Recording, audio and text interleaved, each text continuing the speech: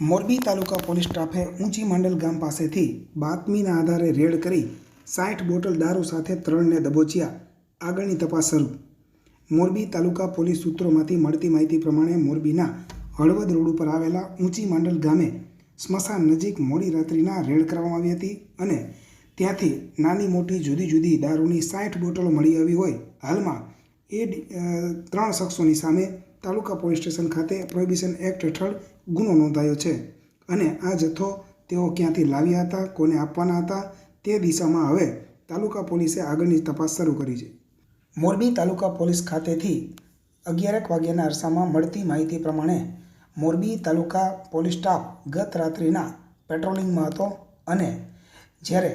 તાલુકા police મથકના PSI વીજી Jethwa તથા staff પેટ્રોલિંગમાં હતો ત્યારે સ્ટાફના કેતનભાઈ અને વનરાજભાઈને મળેલ બાતમીના આધારે મોરબીના હળવદ રોડ ઉપર આવેલા ઊંચી માંડલ ગામની પાસે સ્મશાન નજીક રેડ કરવામાં આવી હતી અને ત્યાં શંકાસ્પદ પ્રવૃત્તિ દેખાતા પહોંચીને કરવામાં આવેલી રેડ દરમિયાન સર્ચ કરવામાં આવતા ત્યાંથી વિદેશી દારૂની નાની મોટી મળીને જુદી જુદી બ્રાન્ડની કુલ મળીને 60 બોટલ દારૂ મળી આવ્યો હતો. હાલમાં રૂપિયા 25,980નો દારૂનો જથ્થો સ્થળ ઉપરથી જપ્ત કરવામાં આવ્યો હતો અને સ્થળ ઉપરથી મળી આવેલા શક્તિસિંહ નીરુબા ગોહિલ જાતે રજપૂત 29 રહે દેગામ તાલુકો પાટડી જિલ્લો સુરેન્દ્રનગર, હિતેન્દ્ર ખેતાભાઈ મકવાણા જાતે રજપૂત 24 રહે જેતાણીયા વાસ ભીમાસર રાપર કચ્છ અને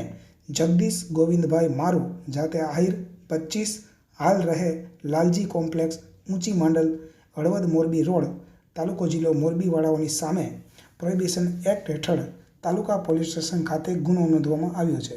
ઉપરોક્ત 3 ઈસમો આ દારૂનો વેપલો તે જગ્યાએ કેટલા સમયથી કરતા હતા, દારૂનો જથ્થો ક્યાંથી લાવ્યા હતા અને કેટલા સમયથી કોને કોને દારૂનું વેચાણ ચાલુ હતું તે દિશામાં હવે તાલુકા પોલીસ દ્વારા આગળની તપાસ ચલાવી રહી છે. આ કેસની આગળની તપાસ તાલુકા પીઆઈ વાળાના માર્ગદર્શન હેઠળ પીએસઆઈ વીજી જેઠવા તથા તેઓની ટીમ ચલાવી રહી હોવાનું મોરબી તાલુકા પોલીસ સૂત્રોએ જણાવેલ છે.